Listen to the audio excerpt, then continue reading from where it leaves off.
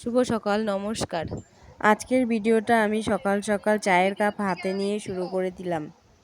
আজকে আমার বাঁকুড়াতে প্রথম দিন। আমরা সবাই মিলে এখন গল্প করতেছি। বাঁকুড়াতে যা গরম, এই গরমে কি আবার চা খাওয়া যায়? চাটা কেন খাচ্ছি?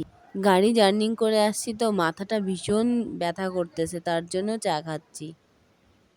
আমি না এখানে আসার পর একটা জিনিস খুব ভালোভাবে লক্ষ্য করছি।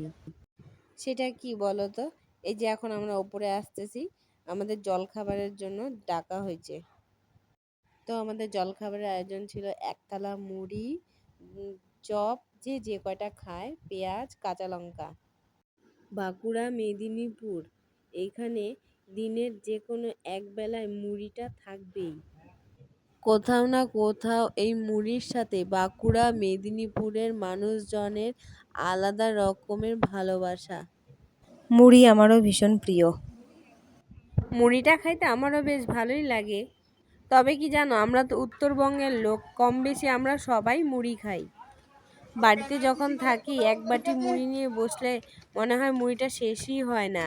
আর ওইখানে এক থালা মুড়ি রেখে তো ভয় পেয়ে গেছি। ভাবছিলাম কখন শেষ হবে, কিন্তু নিমিষের মধ্যেই শেষ হয়ে যায়। রাস্তার ধারে যে দোকানগুলো আছে ওখানেও দেখি মুড়ি, ঘুগনি, মুড়ি, চপ, মানে থাকবেই। ট্রেন লেট থাকায় আমরা এখানে আধা ঘন্টা কি 1 ঘন্টা বসি। তখন আমি দেখি 5-7 জন মেয়ে টিউশন পড়ে আসতেছে কিংবা যাচ্ছে। তারা তাদের প্রত্যেকের ব্যাগের থেকে একটা করে টিফিন বাটি বের করে আর চপ নিয়ে আসছিল। তারা নিজেদের মধ্যে ভাগ করে নেয়। তারপরে তারা খাওয়া শুরু করে। তারপর আমার ছেলেও বলতে থাকে, মা আমিও মুড়ি খাবো। তারপর ওর দিদি 5 ঠোঙ্গা মুড়ি মাখা নিয়ে আসে। আমি ভেতরেই বসেছিলাম।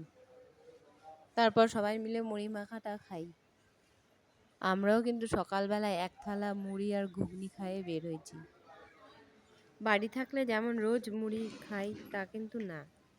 যেমন ধরো বাসি মাংস তরকারি রয়ে গেছে, মুড়ি দিয়ে খাইতে ভালো লাগে। তারপর শীতকালে আলু ফুলকপি তরকারি দিয়ে খাইতে ভালো লাগে, এরকম। আমি কিন্তু ভাবি নাই যে তোমাদের সাথে আমি ভিডিওটা শেয়ার করব। শেয়ার করতে হলে আমি একদম ভিডিওটা প্রথম থেকেই শেষ পর্যন্ত করতাম। বাঁকুড়া, মেদিনীপুরের মানুষজনেরা মুড়ি কেন এত ভালোবাসে? আমিও ভালোবাসি। ভিডিওটা ভালো লাগলে লাইক, কমেন্ট, শেয়ার করবেন। টাটা বাঁকুড়া।